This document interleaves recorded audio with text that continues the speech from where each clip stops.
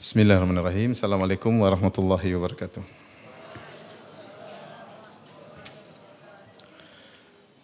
Alhamdulillahi ala ihsani wa syukru lahu ala taufiqihi wa amtinani wa asyhadu an la ilaha illallah wahdahu la syarika lahu ta'ziman li sya'ni wa asyhadu anna Muhammadan abduhu wa rasuluhu da'ila ridwani. Allahumma salli alaihi wa ala alihi wa ashabihi wa ikhwani. Hadirin dan hadirat, Bapak dan Ibu yang dirahmati oleh Allah Subhanahu wa taala, kita melanjutkan bahasan kita dari tafsir dari surat-surat dalam juz 29, dan pada kesempatan kali ini kita akan bahas tafsir surat Nuh. Nuh alaihissalam adalah seorang nabi yang diberi ujian yang berat, yaitu ujian dalam dakwah, di mana Allah Subhanahu wa taala menyebutkan Nabi Nuh berdakwah selama 950 tahun. Ya. Falabitha fihim alfa sanatin illa khamsina ama.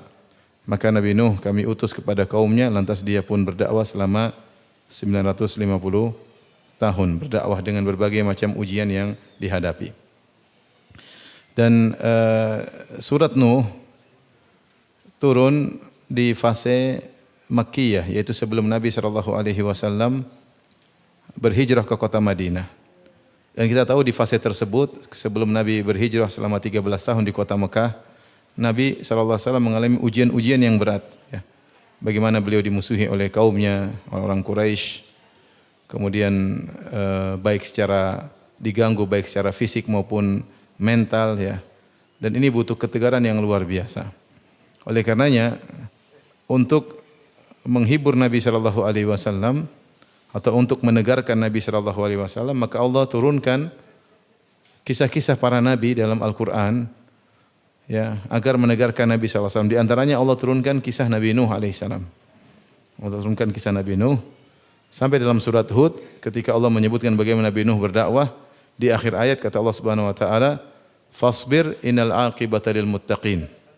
Bersabarlah engkau wahai Muhammad sallallahu alaihi wasallam, sungguhnya kesudahan yang terbaik adalah bagi orang-orang yang bertakwa. Yaitu Allah sebutkan hal ini setelah Allah menyebutkan kisah Nuh alaihissalam yang berdakwah dengan begitu lama, namun kesudahan yang baik bagi beliau alaihissalam.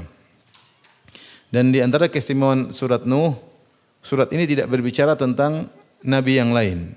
Surat ini sesuai dengan namanya Nuh alaihissalam, hanya berbicara tentang Nabi Nuh. Dan ini mirip dengan surat Yusuf. Surat Yusuf alaihissalam juga tidak berbicara kecuali tentang Nabi Yusuf alaihissalam. Lain halnya dengan surat-surat yang lain, menceritakan banyak nabi dalam satu surat. Seperti surat Al-A'raf disebutkan beberapa nabi, surat Hud disebutkan beberapa nabi, surat Al-Qamar disebutkan beberapa nabi, dan rata-rata surat-surat ketika menyebutkan kisah-kisah nabi, mereka menyebutkan banyak nabi. Kecuali surat Nuh dan surat Yusuf alaihissalam.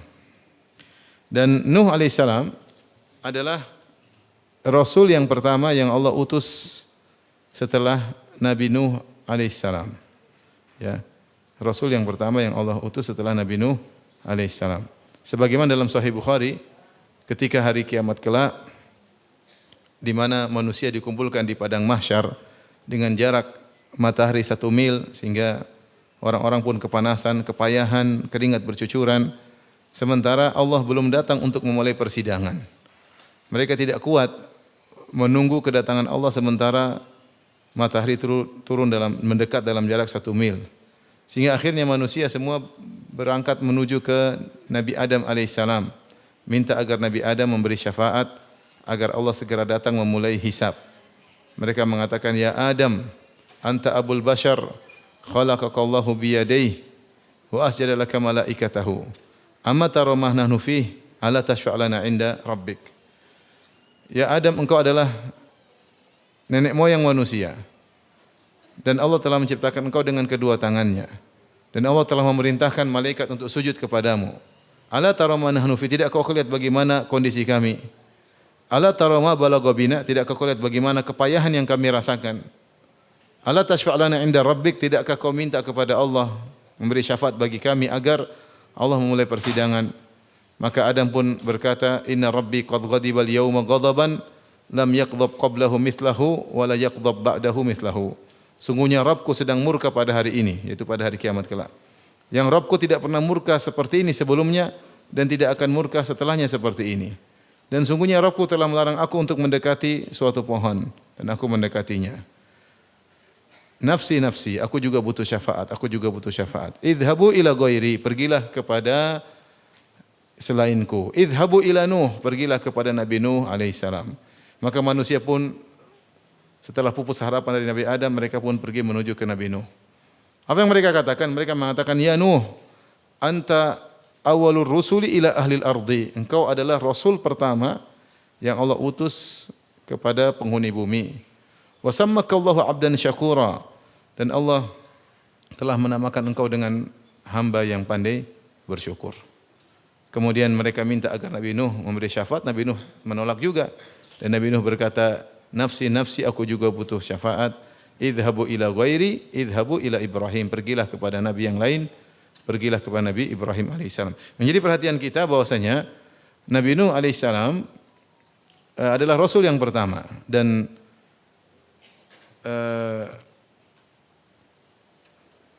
para salaf menyebutkan di antaranya Ibnu Abbas, kana baina Adam wa Nuh asyrat qurun, antara Nabi Adam dan Nabi Nuh jaraknya ada 10 generasi, 10 generasi. Dan dalam 10 generasi tersebut belum terjadi kesyirikan. Kesyirikan baru terjadi ketika zaman Nabi Nuh alaihissalam dengan disembahnya berhala-berhala orang-orang soleh. Setelah terjadi kesyirikan baru kemudian Allah mengutus Nabi Nuh alaihissalam untuk memperingatkan manusia dari perbuatan kesyirikan. Dari sini para ulama mengatakan 10 generasi, sebagian ahli tafsir mengatakan jumlah pengikut Nabi Nuh, ya artinya paling ribuan. Baru ribuan, karena 10 generasi dari Nabi Adam alaihissalam sampai Nabi Nuh 10 generasi, ya paling ribuan, dan semua manusia terfokus pada Nabi Nuh ketika itu. Semua kaum manusia ketika itu nabinya Nabi Nuh alaihissalam. Nabi Nuh alaihissalam. Adapun sebab terjadi kesyirikan di zaman Nabi Nuh, sebelum zaman Nabi Nuh terjadi kemaksiatan, ada. Buktinya Qabil membunuh Habil. Ya. Qabil anaknya Adam membunuh Habil adiknya sendiri karena hasad, sebagaimana Allah sebutkan dalam surat Al-Maidah, ya.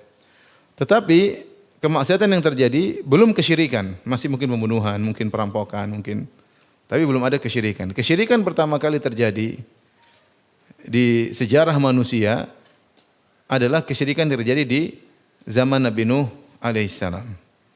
Yaitu sebagaimana nanti kita sebutkan ketika Nabi Nuh berkata, ketika Nabi Nuh melarang mereka untuk menyembah berhala, kemudian kaumnya berkata, la tadharunna waddan wala suwa'an wala yaghutha wa ya'uqa wa nasra.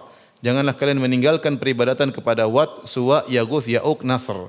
Ini adalah nama-nama berhala yang disembah di zaman Nabi Nuh alaihissalam. Ketika berhala-berhala tersebut disembah, baru kemudian Nabi Nuh diutus. Taib, Nabi Nuh alaihissalam di antara keistimewaan juga, dia dikenal dengan Abul Bashar Ats-Tsani, nenek moyang yang kedua. Nenek moyang kedua. Kita punya nenek moyang, semua kita manusia kembali kepada Nabi Adam alaihissalam. Demikian juga semua manusia, nenek moyang juga Nabi Nuh alaihissalam. Kenapa bisa demikian? Karena ketika di zaman itu semua manusia terkumpul pada Nabi Nuh alaihissalam, kemudian Allah berikan banjir besar sehingga semua manusia mati, yang tersisa cuma pengikut Nabi Nuh sekitar 80 orang. Di antaranya ada anak-anak Nabi Nuh seperti Yafith, Sam dan Ham, yakni tiga anak Nabi Nuh yang selamat bersama Nabi Nuh. Kemudian juga ada orang-orang lain yang punya anak, tetapi yang punya garis keturunan hanya putra-putra Nabi Nuh. Sebagaimana Allah berfirman dalam surat As-Saffat, wa ja'alna dzurriyyatahu humul baqin. Dan kami jadikan keturunan Nuh alaihissalam itulah yang tersisa.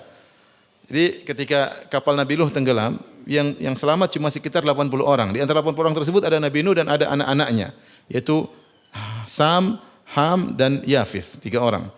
Tentunya ada orang-orang lain lagi selain mereka, tetapi mereka punya keturunan terputus.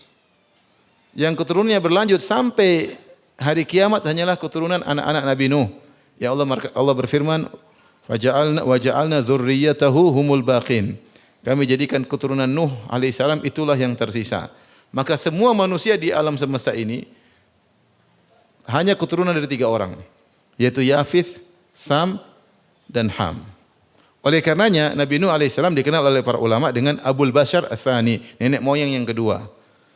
Karenanya kita ini semua keturunan Nabi Adam, sekaligus kita semua ini keturunan Nabi Nuh alaihissalam.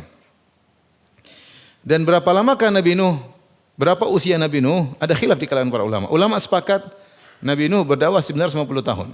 Allah berfirman dalam surat Al-Ankabut, "Wa laqad arsalna Nuhan ila qaumi falabitha fihim alfa sanatin ila khamsina ama." Sungguh kami telah mengutus Nuh kepada kaumnya dan dia berdakwah selama 950 tahun. Fa akhadhahumut tufan wa hum zalimun. Lantas mereka ditimpa dengan banjir karena mereka berbuat zalim. Jadi masa dakwah Nabi Nuh 950 tahun. Tapi berapa umur Nabi Nuh? Khilaf. Kenapa terjadi khilaf? Karena khilaf di kalangan para ahli tafsir. Sejak kapan Nabi Nuh mulai berdakwah? Apakah ketika umurnya 40 tahun? Ini di luar 950. Di luar 950. 950 usia dakwahnya. Kapan dia diangkat menjadi seorang rasul untuk berdakwah? Apakah di usia 40 atau di usia 300? Kemudian setelah kaumnya dihabisi dengan banjir, apakah dia hidup berapa tahun setelah itu? Itu pun diperselisihkan oleh para ulama. Namun mereka sepakat dakwah Nuh adalah 950 tahun. Sehingga ada yang mengatakan total umur Nabi Nuh, ada yang mengatakan 1500 tahun. Ada yang mengatakan total umur Nabi Nuh 1700 tahun. Wallahu alam bisawab, yang penting beliau berdakwah selama berapa tahun? 950 tahun. Ya. Dan inilah waktu yang sangat-sangat lama dalam berdakwah. Kalau kita bayangkan Nabi Nuh berdakwah 950 tahun, ternyata pengikutnya cuma 80 orang. Wa ma amana ma'ahu illa qalil. Kata Allah tidak beriman kepadanya bersamanya kecuali hanya sedikit, 80 tahun. 80 orang. Nah, kalau kita mau bagi rata 950 dibagi 80, berarti satu orang itu kalau mau dapat hidayah butuh 11 tahun. Jadi kalau kita bagi rata, jadi 950 tahun berdakwah, yang dapat hidayah cuma 80 tahun.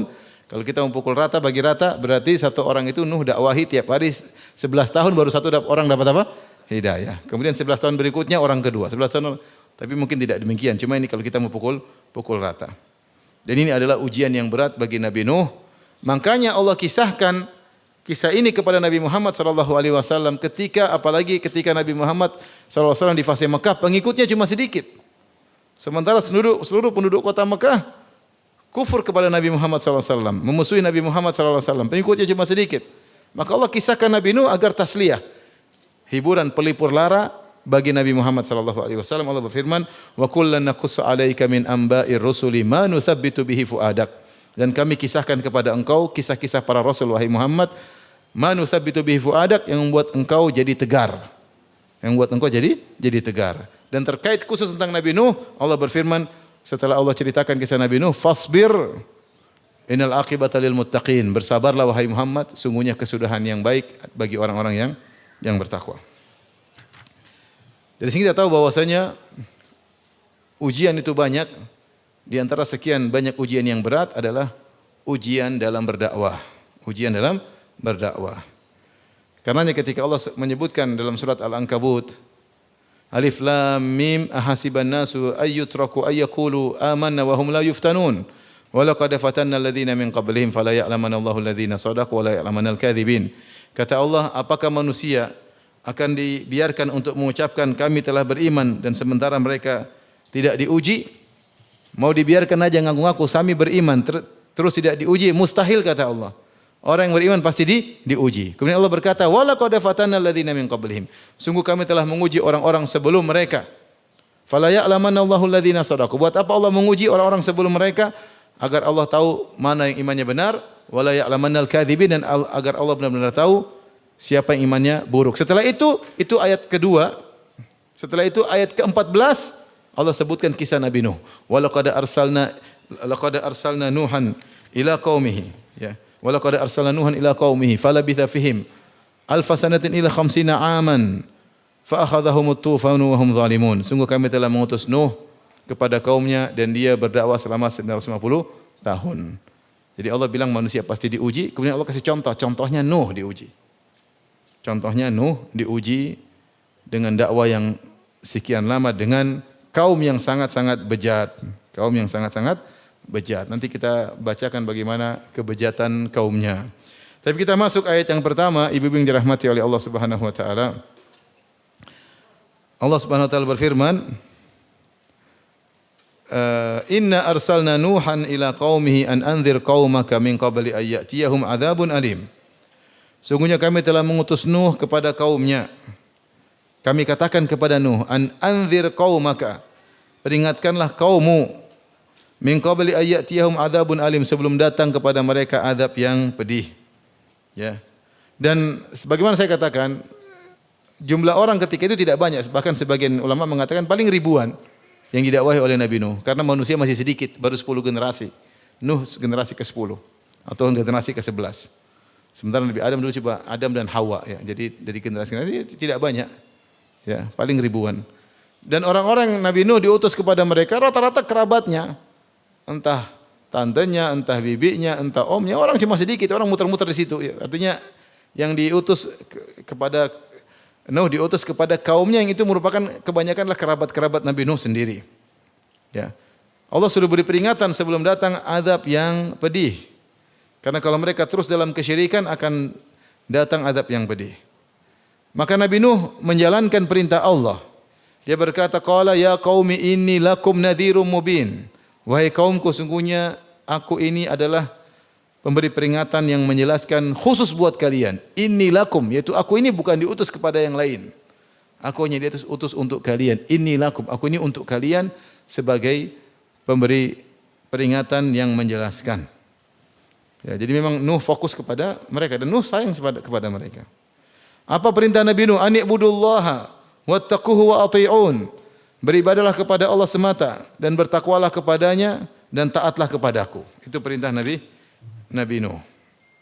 Bahkan sebagian ulama seperti Tahir bin Ashur dalam kitabnya Tahrir at-Tanwir menyebutkan belum ada syariat yang banyak di zaman Nabi Nuh. Bahkan syariat cuma suruh bertauhid. Suruh bertauhid doang, tidak ada syariat lain waktu itu. Suruh bertauhid, menyembah Allah semata, meninggalkan kesyirikan dan taat kepada Nabi Nuh. Setelah itu Nabi Nuh menjelaskan tentang keutamaan kalau kalian bertauhid dan meninggalkan kesyirikan. Kata Allah Subhanahu wa taala menghikayatkan perkataan Nabi Nuh, "Yaghfir lakum min dzunubikum wa yuakhirkum ila ajalin musamma. Inna ajalallahi idza jaa la yuakhkhar. Lau kuntum ta'lamun." Kata Allah Subhanahu wa taala, jika kalian, Nuh berkata, jika kalian wahai kaumku, ya, bertauhid kepada Allah Subhanahu wa taala, niscaya Allah akan menghapuskan sebagian dosa-dosa kalian. Dan juga Allah akan menunda, ya, memanjangkan umur kalian. Ila inna ajalallahi idza jaa la yuakhkhar. Kalau ajal Allah telah datang kepada manusia maka tidak akan ditunda. Lau kuntum ta'lamun, jika kalian mengetahui. Di sini ada perbedaan pendapat di kalangan para ulama tentang perkataan Nabi Nuh, yaghfir lakum min dzunubikum. Niscaya Allah akan mengampuni sebagian dosa kalian. Min di sini ada dua pendapat. Ada yang mengatakan min adalah al-bayaniyah yang artinya Allah akan mengampuni dosa-dosa kalian seluruhnya, dan ada yang mengatakan min adalah tab'idiyah yang artinya sebagian, yaitu Allah niscaya akan mengampuni sebagian dosa kalian. Ada khilaf. Ada yang mengatakan kalau kalian bertauhid, dosa kalian semuanya diampuni. Sebagaimana kalau orang kafir masuk Islam, seluruh dosanya diampuni. Ada yang mengatakan min di sini tab'idiyah yang artinya kalau kalian bertauhid, Allah akan mengampuni sebagian dosa kalian, tidak semuanya. Kenapa? Adapun dosa kalian yang terkait kezaliman di antara kalian itu tidak diampuni oleh Allah. Kalian harus selesaikan. Yang Allah ampuni adalah dosa-dosa yang tidak terkait dengan kezaliman antara sesama kalian. Dan ini dalil tentang bahayanya berbuat zalim kepada sesama. Ya, karena hukum asal kalau kita berbuat dosa terkait dengan hak Allah Subhanahu wa taala, kalau kita minta ampun, hukum asalnya Allah Maha mengampuni. Tapi kalau kita punya dosa terkait dengan hak orang lain, hukum asalnya dia akan nuntut. Hukum asalnya dia akan nuntut. Sebagaimana Allah kabarkan dalam Al-Qur'an, bagaimana seorang ibu menuntut anaknya, anaknya akan menuntut ibunya, ya. Suami akan menuntut istrinya, istri akan menuntut suaminya. Karena mereka semua butuh dengan pahala pada hari kiamat kelak. Maka sebisa mungkin seorang di dunia ini tidak mendolimi orang lain. Meninggal dalam kondisi tidak mendolimi orang lain.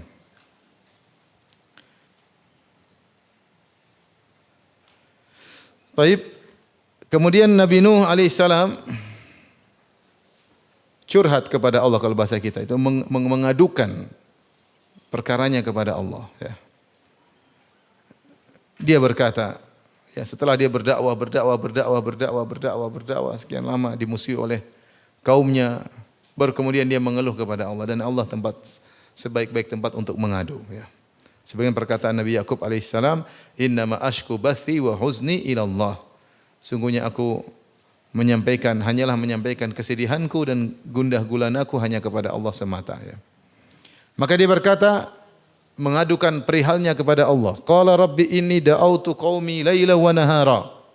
Dia menceritakan dakwanya dan ini Nuh alaihissalam menggambarkan tentang bejatnya kaumnya. Dia mengatakan, ya Rabbku, sungguhnya aku telah mendakwahi kaumku malam dan siang. Siang dan malam Nabi Nuh berdakwah. Bukan seperti kita mungkin cuma seminggu sekali atau sebulan sekali ya, atau mungkin pagi saja, siang saja. Nabi Nuh siang dan malam berdakwah. Siang malam berdakwah. Benar-benar. Dan ini bukan sebentar, bukan sehari, 2 hari, bukan sebulan, 2 bulan. 950 tahun. Luar biasa. Kita kalau dakwah di satu kampung, seminggu enggak terima-terima, memang tidak bisa dapat hidayah, pindah tempat lain. Nabi Nuh 950 tahun nongkrong di situ 950.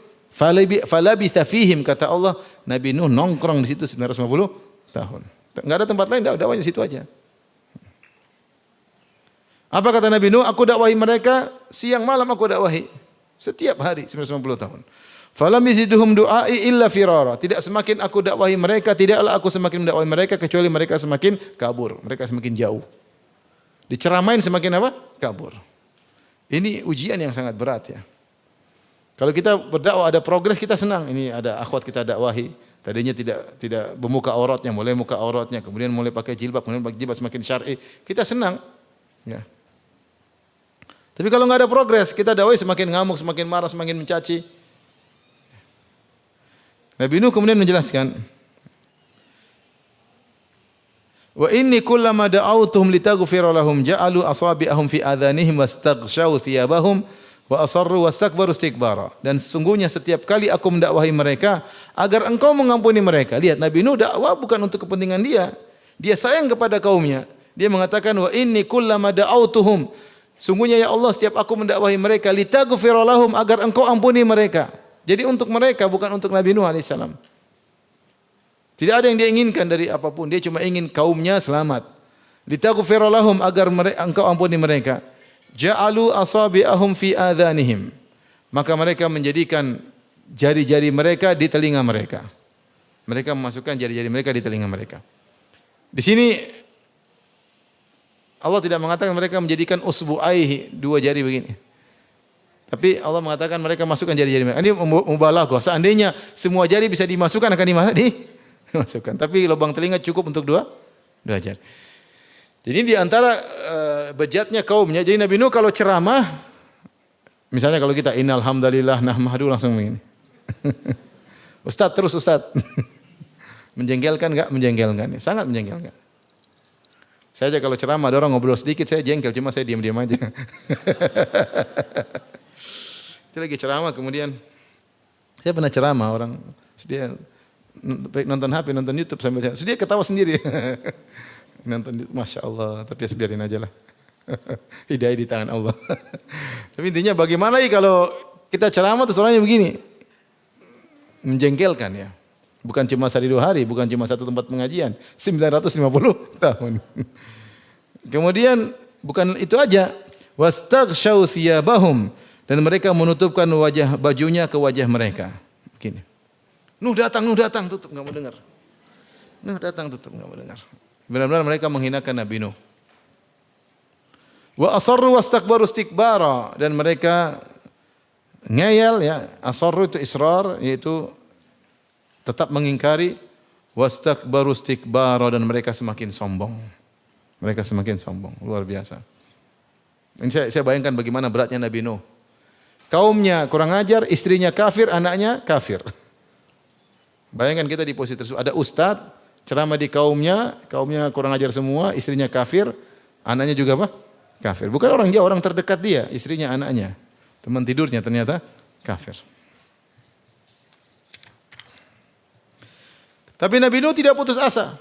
Terus dia berdakwah. Dia ceritakan lagi kepada Allah, ini curhat Nabi Nuh, mengadukan perihal dakwahnya. Dia mengatakan summa inni da'autuhum jihara, summa inni a'lantu lahum asrartu lahum israra. Ya Allah, aku dakwahi mereka dengan terang-terangan. Mungkin di siang hari aku datangi mereka di tempat perkumpulan mereka, wahai kaumku beribadahlah kepada Allah semata. Ya. Wa a'lantu lahum asrartu lahum israra. Dan aku terkadang berdakwah dengan sembunyi-sembunyi. Ada orang didatangi satu persatu oleh Nabi Nuh, mungkin di malam hari Nabi Nuh dakwah ke rumah ini, besok ke rumah ini. Nabi Nuh menjalankan metode dakwah dengan berbagai macam cara. Dengan terang-terangan, dengan datangi mereka di depan keramaian umum, didatangi mereka satu persatu, orang disebut dakwah fardiyah, satu persatu didatangi. Siapa tahu dapat hidayah. Dan aku berkata kepada mereka, faqultu astaghfiru rabbakum innahu kana ghaffara. Ya, dan ini dalil bahwasanya seorang dai dia boleh berinovasi dalam berdakwah. Dan dia tidak mengkhususkan dakwah kepada satu kaum saja. Ya.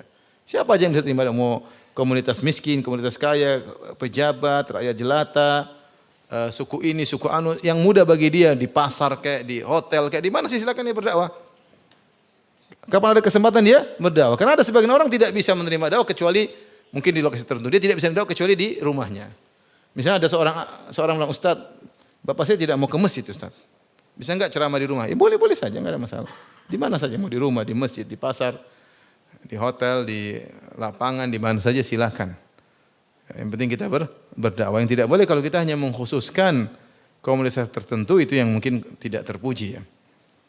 Ya, sebagaimana Nabi Nuh alaihissalam menempuh cara dengan berbagai macam metode, terang-terangan, diam-diam satu persatu didatangi. Dan apa kata Nabi Nuh? Beliau memberikan iming-iming yang luar biasa. Faqultu astaghfiru rabbakum innahu kana ghaffara. Aku berkata, beristighfarlah kepada Rabb kalian, sungguhnya Rabb kalian adalah Maha Pengampun. Ghaffar. Dalam Al-Qur'an Allah ada kata Ghaffar, ada Ghafur. Di antara nama Allah adalah ada Ghafir, ada Ghaffar, ada Ghafur. Ghafir seperti Ghafiri dzambi wa qabilit taubi syadidil iqab dalam surat Ghafir. Ghafir ini isim fa'il namanya yang mengampuni. Kalau Ghafur menunjukkan sighah mubalaghah yang menunjukkan kualitas. Artinya Allah mengampuni dosa sebesar apapun. Kalau Ghaffar itu menunjukkan berulang-ulang, artinya Allah mengampuni dosa sebanyak apapun, berulang-ulang sebanyak apapun Allah akan ampuni. Jadi Allah itu Maha Pengampun, meskipun dosanya sebesar apapun Allah bisa ampuni. Kemudian Allah Maha Pengampun meskipun dosa itu diulang-ulang sebanyak apapun. Seberat apapun Allah akan ampuni, sebanyak apapun Allah akan ampuni jika seorang hamba bertobat kepada Allah Subhanahu wa taala. Maka meskipun kaum Nabi Nuh mungkin ratusan tahun bejat, ratusan tahun syirik kepada Allah Subhanahu wa taala, maka Nabi Nuh jelaskan Allah itu Ghaffar. Meskipun syirikmu bertahun-tahun, puluhan tahun, ratusan tahun tidak ada masalah bagi Allah. Yang penting kalian beristighfar. Faqultu astaghfiru rabbakum innahu kana ghaffara. Istighfarlah kepada Rabb kalian, sungguhnya Allah itu Maha Pengampun. Kemudian apa? Kalau kalian beristighfar, kalian akan mendapatkan kenikmatan duniawi, bukan cuma kenikmatan akhirat. Diampuni dosa, kenikmatan akhirat, bisa masuk surga. Tapi bukan terbatas pada keuntungan akhirat saja, bahkan ada keuntungan duniawi jika kalian beristighfar. Kata Nabi Nuh, yursilis samaa alaikum midrara. Jika kalian beristighfar maka Allah akan turunkan hujan yang deras, tapi hujan deras yang berkah. Seandainya kaum Nabi Nuh bertaubat, maka Allah turunkan hujan yang berkah. Namun karena mereka tidak bertaubat, hujan yang terus deras tetapi itu azab. Makanya hujan deras yang turun terkadang berkah, terkadang apa? Azab. Terkadang hukuman. Nabi Nuh nawarkan turun hujan. Wallahu alam, sebagian ahli tafsir mengatakan di zaman itu banyak mereka yang mengalami kekeringan. Mereka sedang di masa kekeringan. Kemudian juga di antara mereka, ya mereka ingin tidak ada sungai-sungai, tidak ada kebun-kebun lagi paceklik. Kemudian di antara mereka juga ada yang susah memiliki anak. Maka Nabi Nuh menyampaikan, kalau kalian beristighfar, semua kesulitan kalian akan selesai. Maka Nabi Nuh berkata, faqultu astaghfiru rabbakum innahu kana ghaffara. Beristighfarlah kepada Rabb kalian, sungguhnya Allah Maha Pengampun.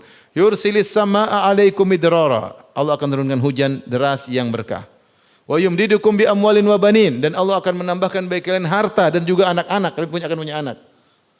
Wa yaj'al lakum jannatin wa yaj'al lakum anhara, dan Allah akan membukakan bagi kalian kebun-kebun, taman-taman, dan Allah akan mengalirkan bagi kalian sungai-sungai.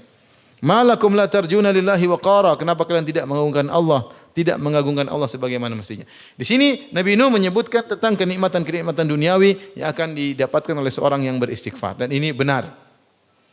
Kenapa? Karena tidak ada suatu musibah pun yang menimpa kita kecuali karena maksiat yang kita lakukan.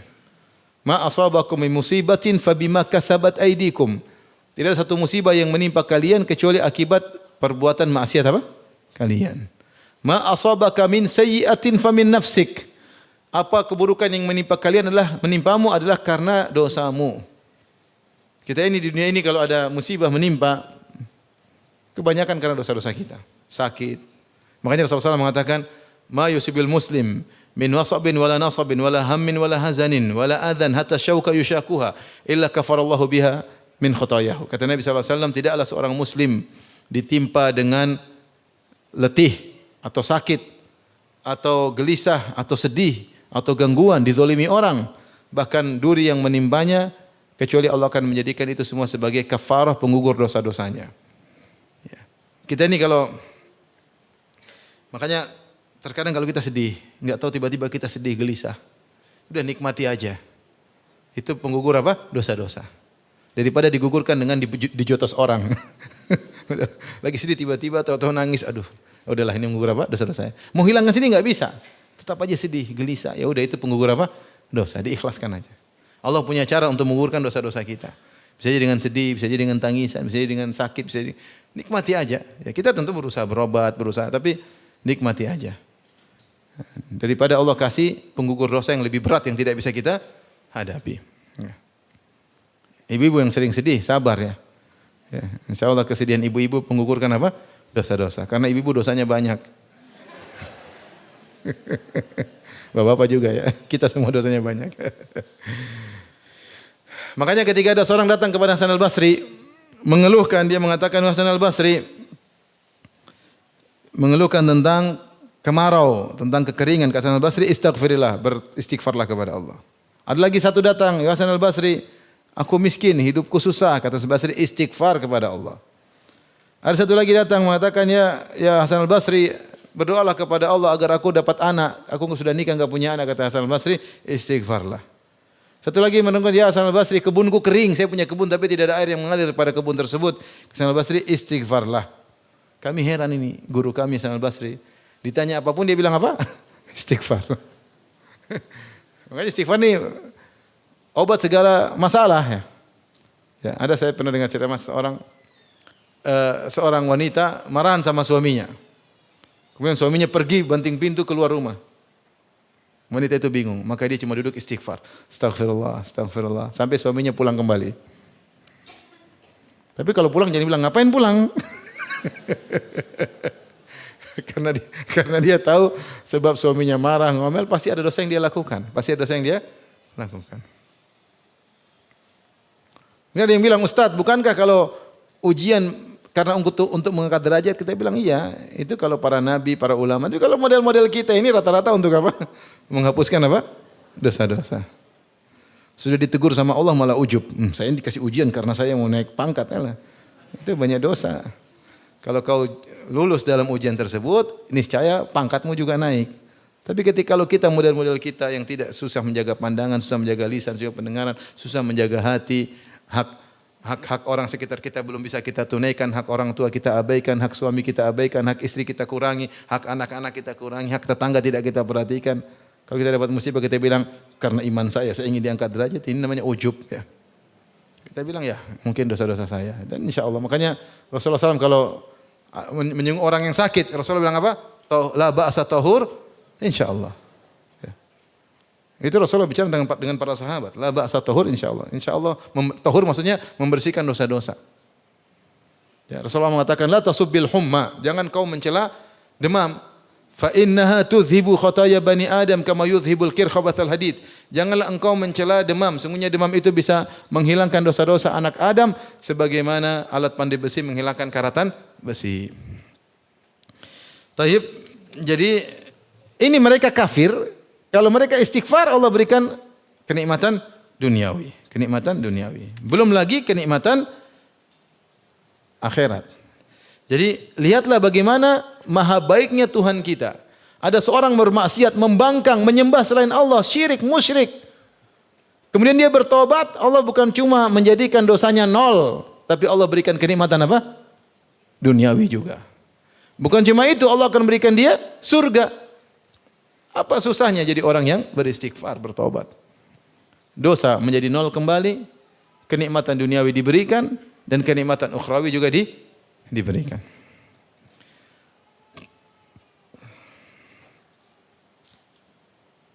Dan itu tidak ada dalam manusia. Coba ada orang masalah sama kita.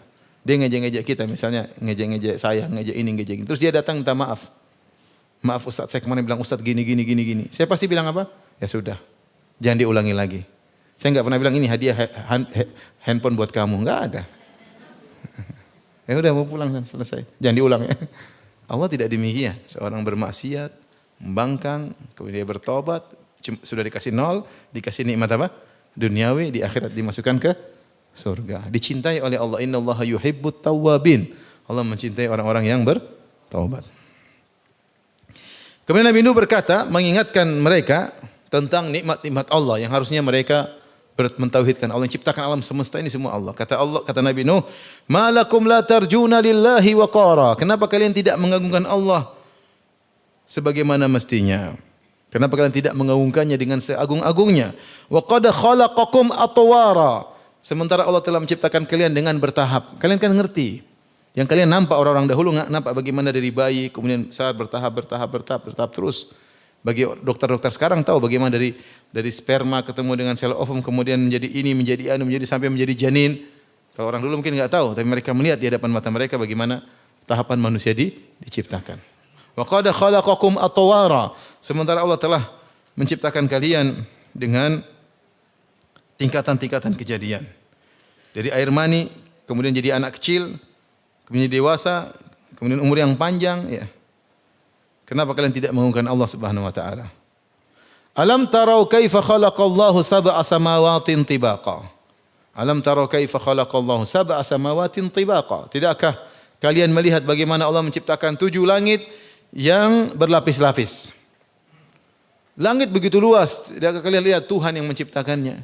Kenapa kalian menyembah orang-orang soleh? Yang ciptakan langit siapa? Tuhan apa orang-orang soleh ini yang kalian sembah? Yang ciptakan Allah Subhanahu wa taala. Langit 7 lapis yang kalian lihat baru lapis pertama. Begitu luasnya, begitu megahnya. Entah mana ujungnya, mana pangkalnya tidak tahu. Ya. Belum langit kedua, belum langit ketiga, sampai langit ketujuh. Wa ja'alal qamara fihinna nuran wa ja'alasy syamsa siraja. Kemudian Allah menjadikan di langit tersebut ada rembulan yang bercahaya dan ada matahari yang bersinar. Subhanallah. Ya. Ini semua kenikmatan yang kalian lihat tiap hari, lihat matahari, tiap hari lihat rembulan.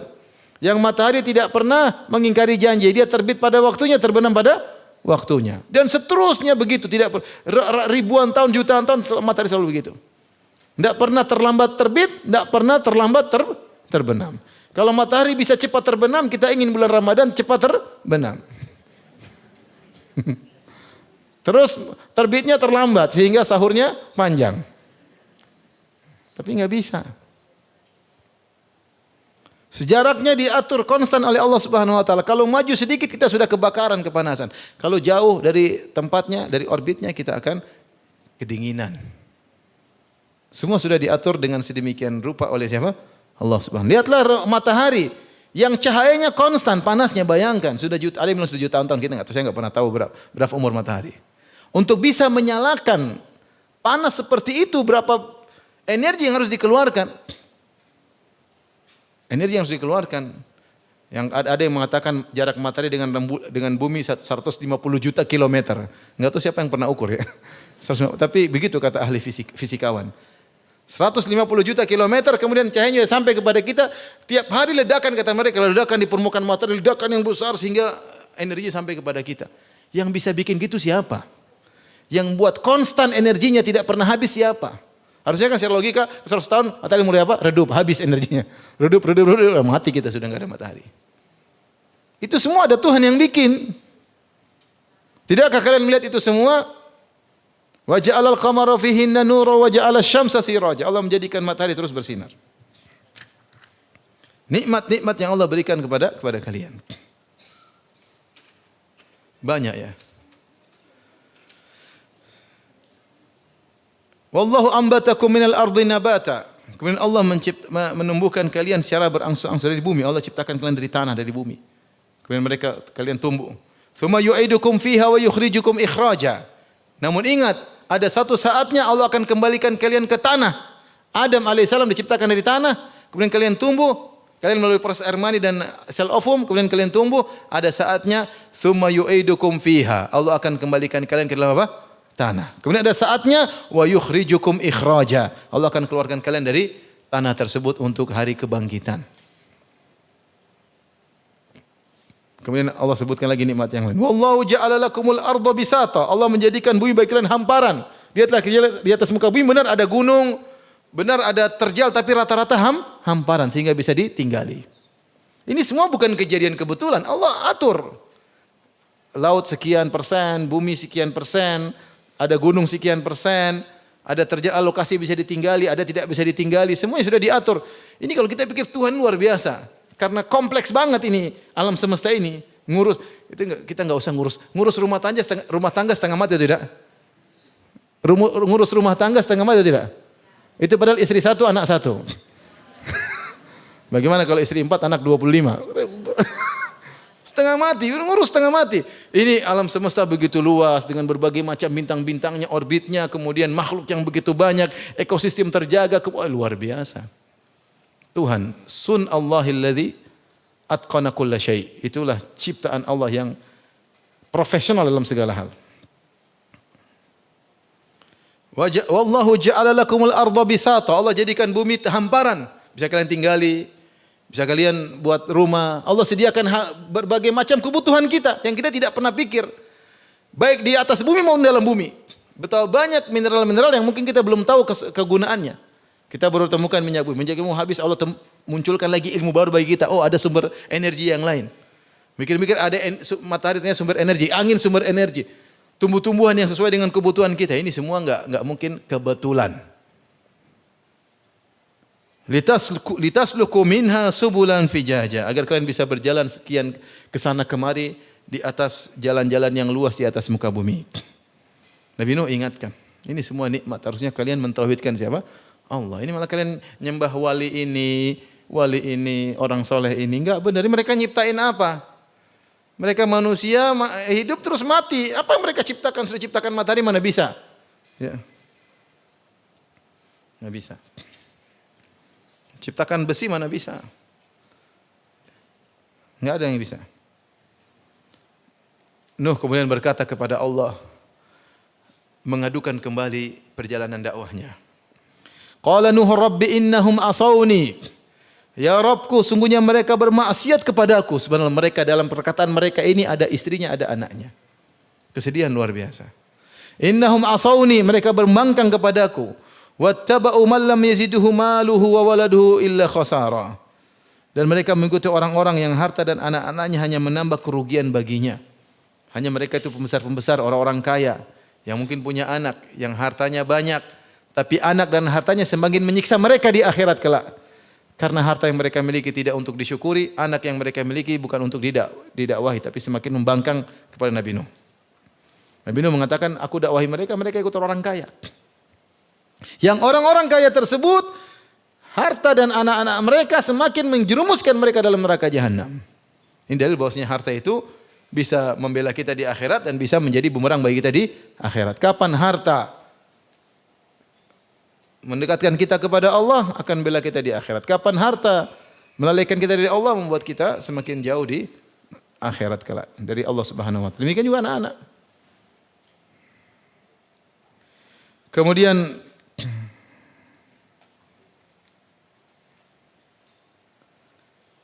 adapun Nabi Nuh pengikutnya orang miskin.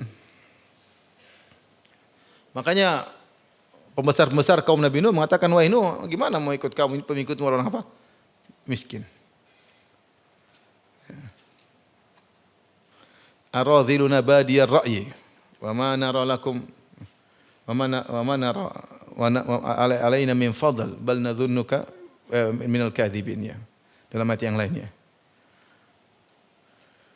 Wa ma naraka taba'aka illa alladhina hum adhariluna badiyar ra'yi. Kami tidak melihat engkau wahai Nuh yang mengikuti kamu itu kecuali orang miskin di antara kami. Badiyar ra'yi yang hanya ngikut-ngikut tidak mikir panjang. Kalau kita enggak, kita orang kaya, kita cerdas, kita mikir dulu, kita analisa dulu. Intinya kita enggak mau ikut kamu.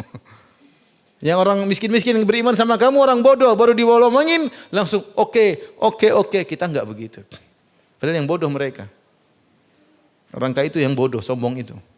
Apalagi mau diragukan, ada Tuhan pencipta langit dan bumi kemudian masa menyembah makhluk. Tapi orang kaya tersebut sok pintar menuduh orang-orang yang mengikuti Nabi Nuh dianggap orang aradhiluna badiyar ra'yi, hanyalah orang-orang rendahan yang langsung menyatakan iya tanpa mikir panjang. Kata Nabi Nuh alaihissalam terus mengadu kepada Rabbul Alamin, wa makaru makran kubbara. Ini kalau kita bilang apa? Rasul pertama ya.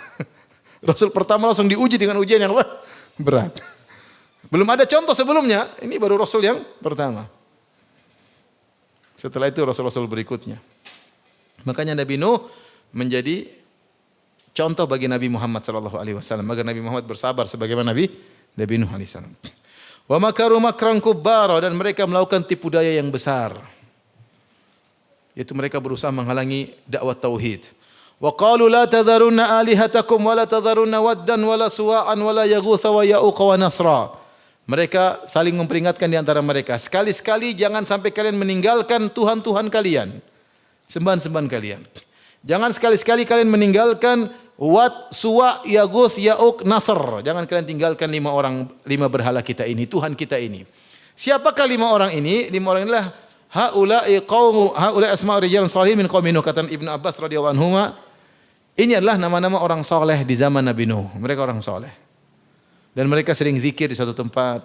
Falamma halaku auha syaitan ila qaumi man insabu ila majlisihim allati kanu yajlisuna ansaban wa sammuha bi asma'ihim. Tatkala mereka meninggal dunia, setan bisikan kepada murid-muridnya, bikin patung di tempat biasa mereka duduk.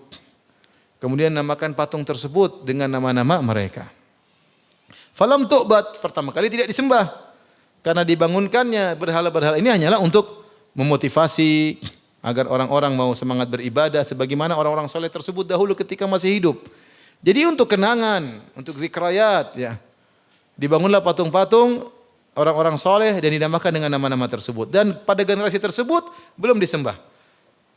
Setan juga tidak suruh menyembah karena percuma. Ketika itu masih ada ilmu yang tersebar, ilmu tauhid. Kemudian kata Ibnu Abbas, hatta idza halaka ulaik wa tanassakhal ilmu ubidat. Ketika generasi murid-muridnya orang-orang saleh tersebut meninggal dunia dan ilmu hilang, ilmu tentang tauhid hilang, baru kemudian setan menyuruh untuk menyembah berhala-berhala tersebut, fa ubidat, akhirnya disembah. Lihatlah bagaimana iblis ketika ingin menjerumuskan orang dalam syirik bertahap, tidak tergesa-gesa, tidak terburu-buru. Pertama suruh jadi pengingat aja. Ini untuk menghargai mereka. Lama-lama disuruh untuk disembah dan akhirnya disembah. Inilah kesyirikan pertama yang terjadi di sejarah manusia, yaitu orang-orang soleh yang disembah. Dan kesyirikan-kesyirikan selanjutnya juga seperti itu. Lihatlah orang-orang yang disembah rata-rata orang soleh. Contoh siapa? Lata disembah di zaman Quraisy, di orang-orang kabilah di Taif ya, Thaqif, mereka menyembah Lata. Lata siapa? Kana rajulan yalitu sawiqa lil hujjaj. Lata adalah seorang yang baik dan suka membagi-bagikan makanan kepada jemaah haji. Tatkala dia meninggal, dibangunlah patung di kuburannya. Lihatlah Nabi Isa, kenapa disembah? Karena dia orang soleh. Lihatlah Uzair. Wa qalatil yahudu Uzairun ibnullah. Orang Yahudi mengatakan Uzair adalah putra Allah. Kenapa mereka menyembah Uzair? Karena Uzair orang apa? Soleh. Maka disembah. Demikian juga agama yang lain. Kenapa orang-orang Buddha misalnya menyembah Siddhartha Gautama? Karena dianggap sebagai orang apa? Soleh, orang baik, orang wise man, orang bijak dan yang lainnya. Seperti itu. Kenapa malaikat-malaikat disembah? Karena dianggap sebagai makhluk-makhluk yang suci. Ya. Jadi asal peribadatan kepada selain Allah kembali kepada pengkultusan terhadap orang-orang saleh. Di zaman sekarang betapa banyak orang kalau dalam kondisi terdesak mengatakan ya Abdul Qadir Jailani. Mereka mengambil-manggil Abdul Qadir Jailani. Bahkan Abu Bakar, Umar, Utsman mereka tinggalkan. Mereka manggil siapa? Abdul Qadir Jailani karena ada mungkin tarekat ini, tarekat anu. Syirik dalam kondisi terdesak manggil siapa? Abdul Qadir Jailani. Seperti di Mesir banyak. Mereka datang kuburan Al-Badawi di YouTube ada. Ya Sayyid Al-Badawi, ya Syekh Al-Arab, isfili waladi. Ada di YouTube ada. Wahai Sayyid Al-Badawi, sembuhkanlah anakku.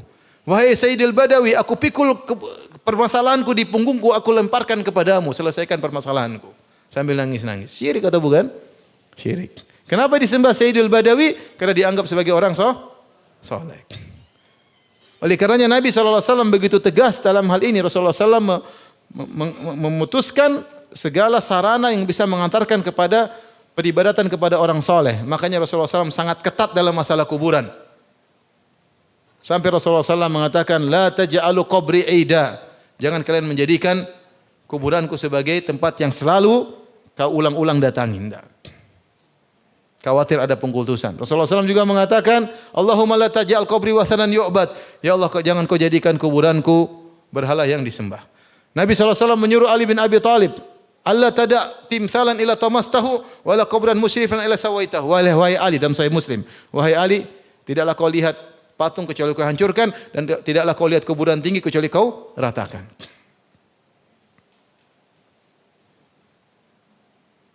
Ketika dakwah Syekh Muhammad bin Abdul Wahhab rahimahullah masuk di Hijaz, di Jazirah Arabiyah, maka banyak kuburan-kuburan yang tinggi di Baqi diratakan oleh beliau.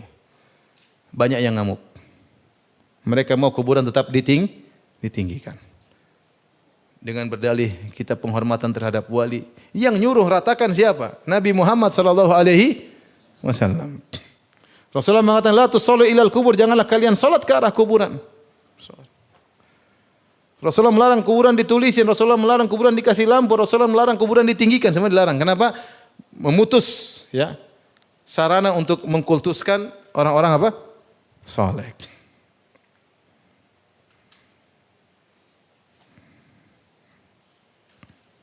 Taib. Jadi mereka menyuruh kaumnya untuk bertahan. Tetap syirik. La tadharuna alihatakum. Jangan tinggalkan sembahan-sembahan kalian. Jangan dengar Nuh. Jangan tinggalkan Wad, Suwa, Yaguth, Ya'uq, Nasr. Mereka mengatakan demikian. Dan demikianlah. Bukan cuma ahlu tauhid yang semangat dalam berdakwah, ahlu syirik juga semangat. Dan mereka juga saling menyabarkan di antara mereka. Mereka juga saling bersabar. Dalam surat Sad kata Allah, "Wan talaqal mala'u minhum animshu wasbiru ala alihatikum." Maka berjalanlah para pembesar-pembesar mereka, mereka berkata, "Animshu, ayo kita berjalan, wasbiru dan bersabarlah dalam menyembah Tuhan-Tuhan kalian." Jadi mereka saling wasiat untuk bersabar dalam kesyirikan. Kata Nabi Nuh, "Waqad adallu katsira wa qad adallu katsira." Sungguh berhala-berhala tersebut telah menyesatkan banyak orang. Wala tazididz zalimina illa dhalala, dan tidaklah engkau tambahkan bagi orang zalim selain kesesatan. Akhirnya mereka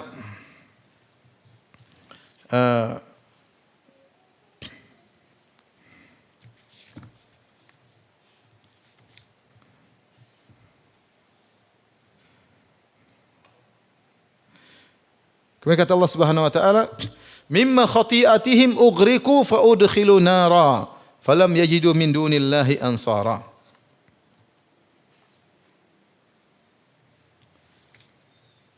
Karena dosa-dosa mereka, karena kesalahan-kesalahan mereka, mereka pun ditenggelamkan. Fa udkhilu nara, lantas mereka dimasukkan dalam api.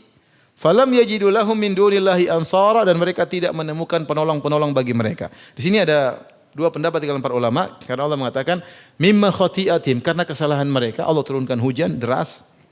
Ya. Kata Allah Subhanahu wa taala, "Fa fatahna abwaabas samaa'i bima'in munhamir." Kami bukan pintu langit, maka turunlah hujan yang sangat deras. Wa fajjarnal arda uyunan faltaqal ma'u ala amrin qad qadir. Maka kami jadikan tanah semua sebagai mata air, semua keluar air. Semua keluar air, air dari atas di bawah. Kemudian mereka pun tenggelam. Kenapa mereka tenggelam? Kata Allah, mimma khati'atim, karena dosa-dosa mereka. Allah mengatakan karena dosa-dosa mereka.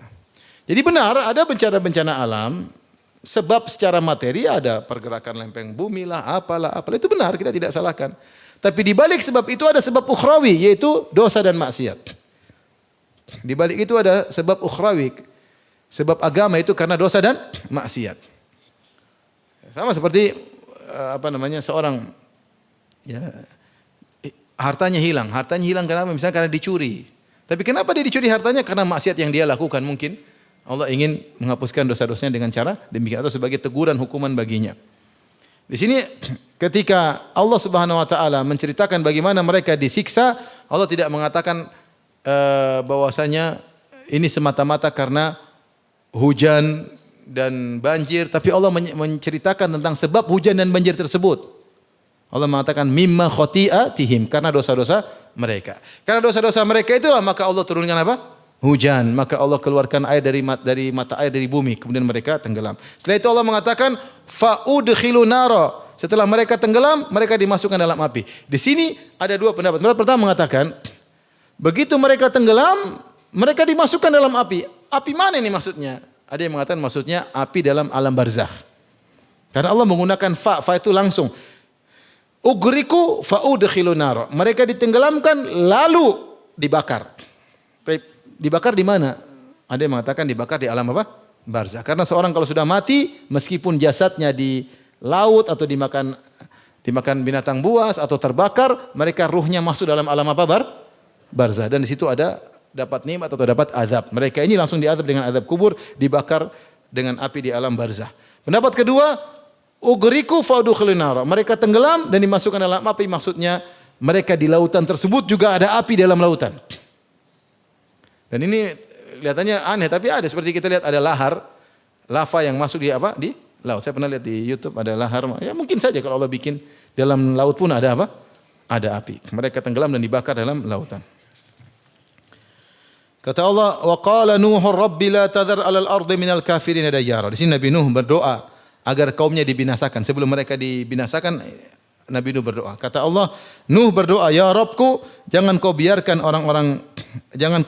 seorang pun di antara orang kafir tinggal di atas muka bumi. Matikan mereka semua. Kenapa Nabi Nuh berdoa agar kaumnya dimatikan orang kafir tersebut? Apakah dia tidak sabar?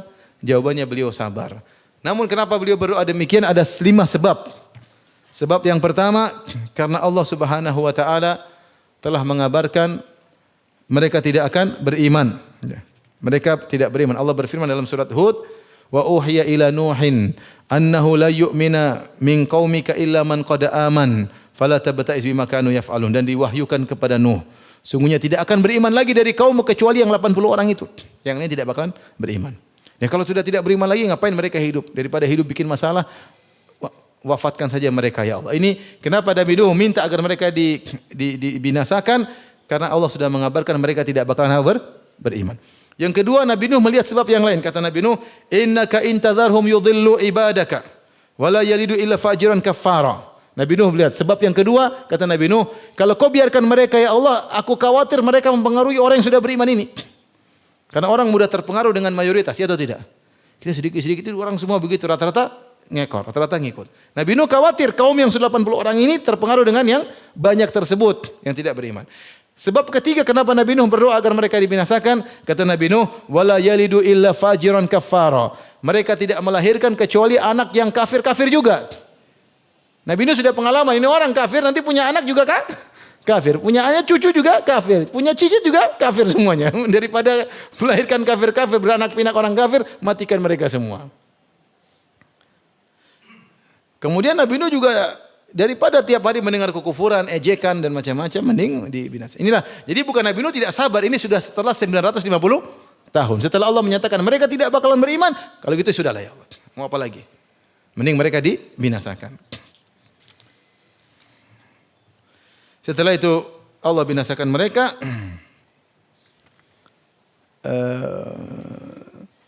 Tapi Allah suruh dulu Nabi Nuh, suruh siapkan bikin kapal. Disebutkan dalam buku tafsir, Nabi Nuh suruh kaumnya untuk tanam pohon. Berapa lama? Karena musim tanam pohon. Setelah berapa tahun setelah pohonnya tumbuh, entah berapa tahun, kemudian mulai ditebang. Ditebang mulai mereka bikin kapal. Ada yang mengatakan ini kapal pertama di dunia. Ada yang kapal pertama di dunia, bikin kapal. Setiap mereka bikin kapal, orang-orang ngejek. Wa kullama marra alaihi mala'un min qaumihi sakhiru min. Setiap orang datang lewat ngejek Nabi Nuh. Nuh, sudah tidak dakwah lagi kah? Nuh, sudah jadi tukang kayu kah Nuh? Nuh ente bikin apa? Bikin rumah-rumahan. Bikin kapal. Kapal itu apa? Nuh ini musim kemarau. Apa? Memang ada hujan, ngapain? Diejek dengan berbagai macam ejekan. Tapi Nuh sabar. Bikin aja sampai akhirnya suruh naik. Suruh naik kemudian turun hujan baru Nabi Nuh suruh kaumnya untuk naik. Subhanallah, tuh hujan sudah turun mereka pun tidak mau naik. Sombongnya mereka. Bahkan anaknya Nabi Nuh pun tidak mau naik. Akhirnya mereka binasa. Di akhir ayat Nabi Nuh berdoa, Rabbi ghufirli wali walidayya. Ya Rabbku ampunilah aku dan kedua orang tuaku. Ini dalil bahwasanya kedua orang tua Nabi Nuh masuk Islam. Makanya Nabi Nuh mendoakan apa? Mereka. Waliman dakhala baitiya mu'minan, demikian juga orang yang masuk di rumahku dalam kondisi beriman. Anakku yang beriman, ampunilah juga mereka. Adapun istrinya dan anaknya yang kafir tidak. Walil mu'minin wal mu'minat, bukan cuma itu, ya Allah ampunilah kaum mukminin kaum mukminat. Wala tazididz zalimina illa tabara, dan janganlah kau tambahkan bagi orang zalim kecuali kehancuran. Ya, Nabi Nuh meskipun dia diuji dengan istrinya yang kafir, anaknya Yam atau Kan'an yang kafir, dia punya anak-anak juga yang beriman. Ya. Dan dia juga punya orang tua yang beriman yang dia doakan kedua orang tuanya. Ya. Inilah Bapak dan Ibu yang dirahmati Allah Subhanahu Wa Taala, kisah Nabi Nuh alaihissalam yang mengajar kepada kita untuk bersabar dalam berdakwah. Bagaimana Nabi Nuh alaihissalam yang begitu sabarnya 950 tahun berdakwah tanpa kenal lelah, ya, menghadapi berbagai cercaan dan ujian, namun kesudahannya adalah kebaikan. Wallahu taala a'lam bishawab. Kalau ada yang bertanya saya persilahkan.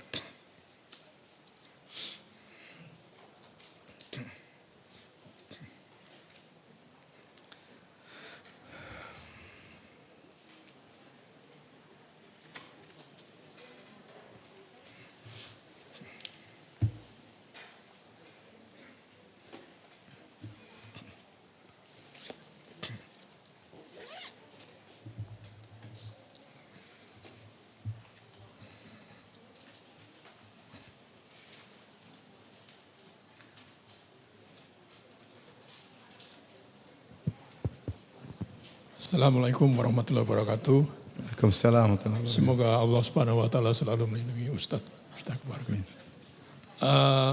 Mohon jawaban Ustaz.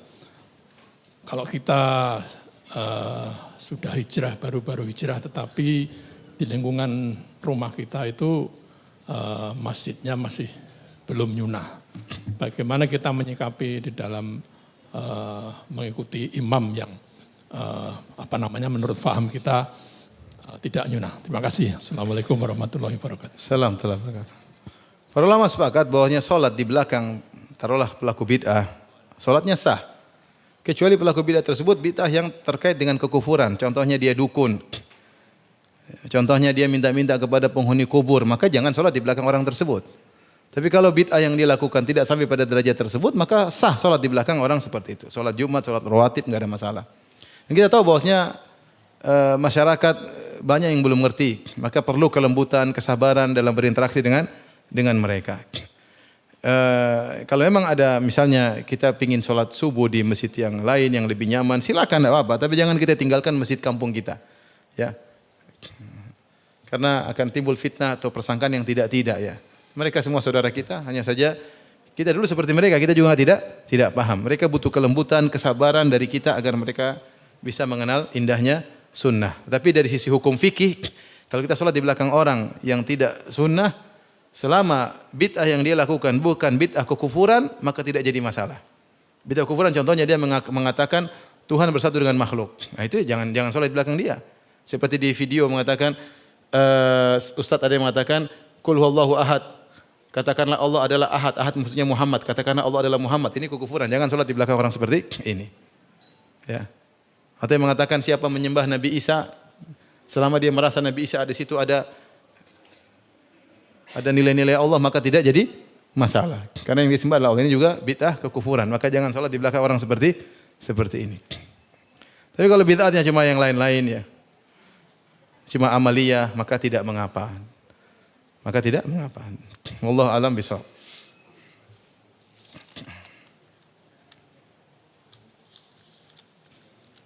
Mana lebih baik doa ketika sujud atau doa setelah solat, yaitu solat malam, ketika solat malam?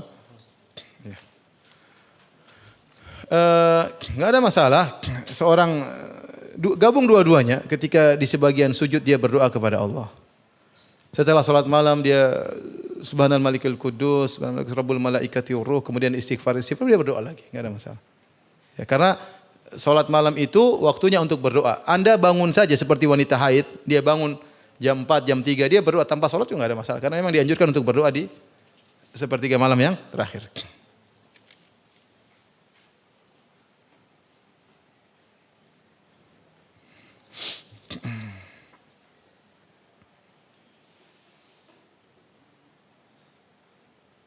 Ustaz, dari manakah Nabi Nuh tahu bahwasanya beliau adalah seorang nabi? Ya karena Allah kirim malaikat Jibril. Nabi Muhammad saja kaget waktu malaikat Jibril datang. Dia kaget atau tidak? Dia tidak nyangka jadi nabi, makanya kaget ketakutan. Bukan orang bilang Nabi Muhammad pingin jadi nabi, kemudian dia bertapa di pinggir ini, nunggu Jibril. Ini yang saya tunggu-tunggu. Enggak. Ketika Jibril datang alaihissalam dia takut atau tidak? Takut sampai ketakutan. Baru dia sadar ternyata dia seorang apa? Nabi.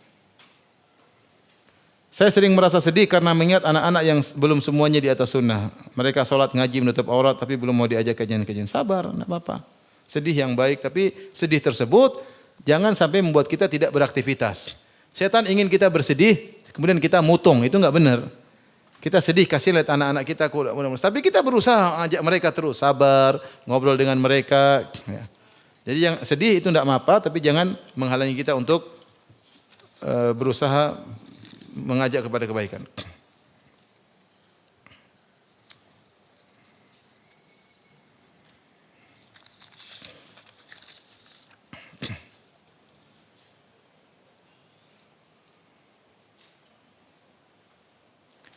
Apa ini?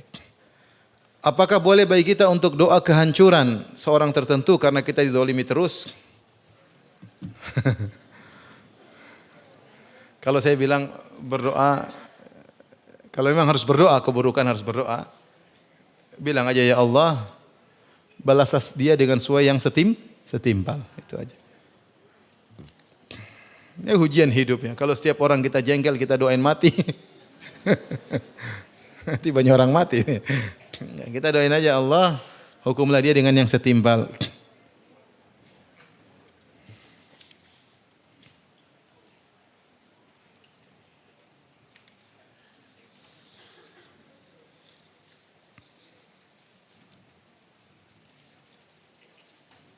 Apakah selama masa Nabi Nuh berdakwah selama 950 tahun, apakah ada nabi lain yang hampir bersamaan waktunya? Allah alam, yang tahu cuma Nabi Nuh sendirian, tidak ada partnernya dalam berdakwah. Ada sebagian nabi ada partnernya, contohnya Nabi Musa dengan Nabi Harun dalam satu masa, Nabi Isa dengan Nabi Yahya dalam satu masa. Ustaz, kapan lagi cetak buku tafsir juz amma? Belum.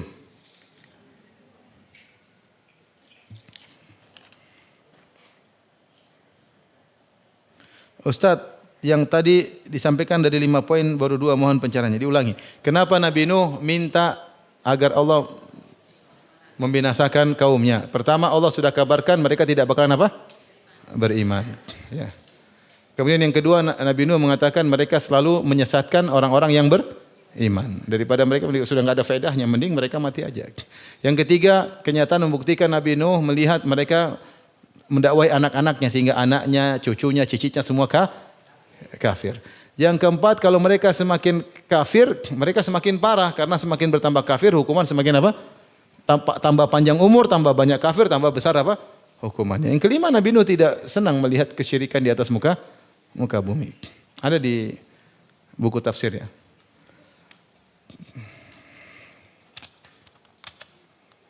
Apakah sewaktu umrah salat diqashar atau salat seperti biasanya? Kita bersafar, 2 kemungkinan. Kita bersafar dan kita salat tidak di masjid yang imamnya salat secara sempurna. Kalau kita salatnya di masjid dengan imam yang salatnya sempurna seperti kita umrah, kita salat di Masjid Nabawi, kita salat di Masjidil Haram, maka kita salatnya 4. Seperti mereka, jangan imamnya 4 rakaat, ente sholat 2 rakaat sendiri, jangan. Ente sholat seperti mereka 4 rakaat. Dan anda boleh qobliyah, boleh ba'diyah. Karena sholat anda sholatnya apa? Sempurna. Tapi kalau anda sholatnya qasar, misalnya tengah jalan, sedang pakai ihram dari Madinah menuju Mekah, di tengah jalan mampir dari Syariah, maka sholatnya di qasar. Dan tidak perlu qobliyah, tidak perlu ba'diyah. Tapi kalau model sholat anda adalah sempurna seperti anda sholat di Masjid Nabawi, Masjidil Haram, anda boleh-boleh saja sholat qobliyah dan sholat ba'diyah. Demikian saja apa yang saya sampaikan, banyak pertanyaan yang bisa saya jawab karena keterbatasan ilmu. Subhanakallah bihamdik, asyhadu an la ilaha illa anta, astaghfiruka wa atubu ilaik. Assalamualaikum warahmatullahi wabarakatuh.